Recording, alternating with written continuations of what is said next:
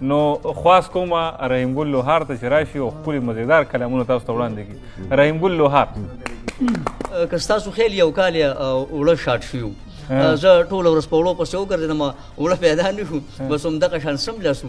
نو هسې عادل صاحب که ستا خیلي د ورځې چې په چا کم ستیر شي هغه بیا اکثر د شپې خوب کښېني.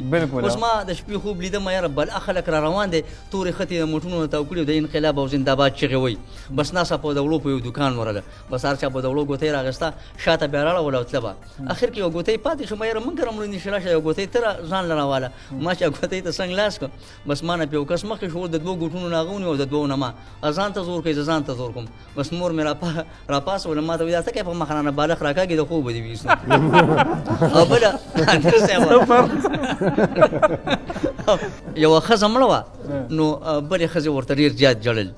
نو خوا کې یو دوه ښځې ناستې وې، نو هغه یوه دې بلې ته وایي یاره دا ښځه ورته ډېر زیات ژاړي، دا بېټي کینګوري. بله ښځه ورته یاره داسې کار دی کینګور ته څوک دومره نه ژاړي، دا بېلوري. ښځې ورته مخ راواړه، ورته وایي داسې کار دی ما ستاسو خبرې واورېدې، وایي دا مې نه لور ده او نه مینګور ده، وایي بله ورځ مې په چرګه خرڅه کړې وه، پیسې ورته پاتې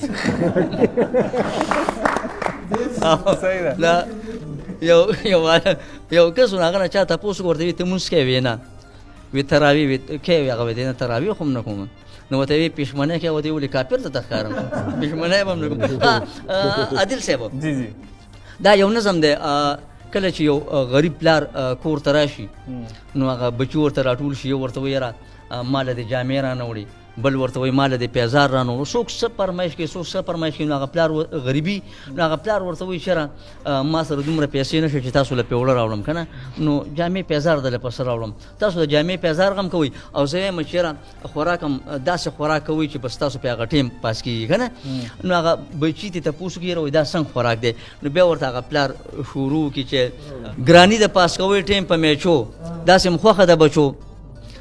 نو بیا بچي ورته وایي چې نه نه موږ له به هر څه راوړې.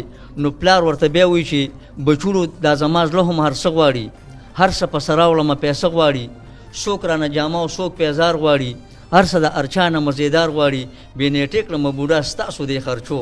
ویم داسې م خوښه ده بچو. هغه بچي ورته بیا وایي چې نه نه موږ له به هر څه راوړې.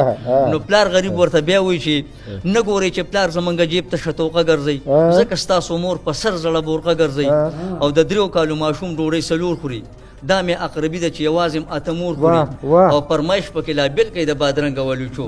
وایم داسې م خوښه ده بچو. نو هغه بچي ورته بیا وایي چې نه نه موږ له به هر څه راوړي.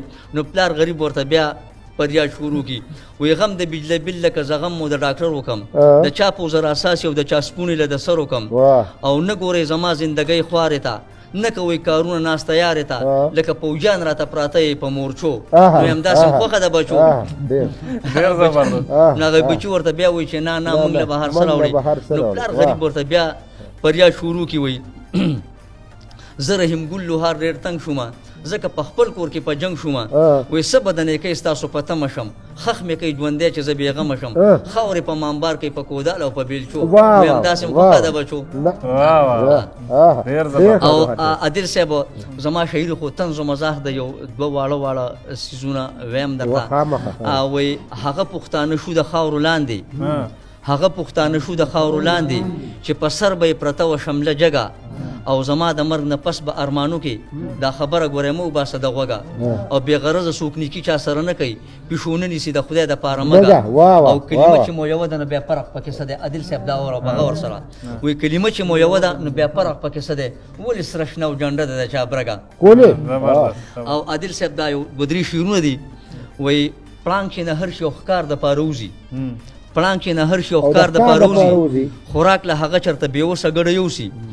او نیکنام صاحب او وایي پړانګ چې نه هر شي او ښکار دپاره وځي، خوراک له هغه چېرته بېوسه ګډه یوسي، او زمونږ د ملک مشران هم دقسې دي، حق د غریبو خپل کور ته په ډډه یوسي، او بعضې بچي هم د مور او پلار حقونه هیر کړي، ښځې له مڼه کور ته په بډه یوسي، او چې کوم ځای به د حیا او د غیرت کارونه کېږي رحیم ګل لوهار چې هغه ځای ته کډه یوسي. ډېر مهرباني، ډېر زبردست، ډېر زبردست.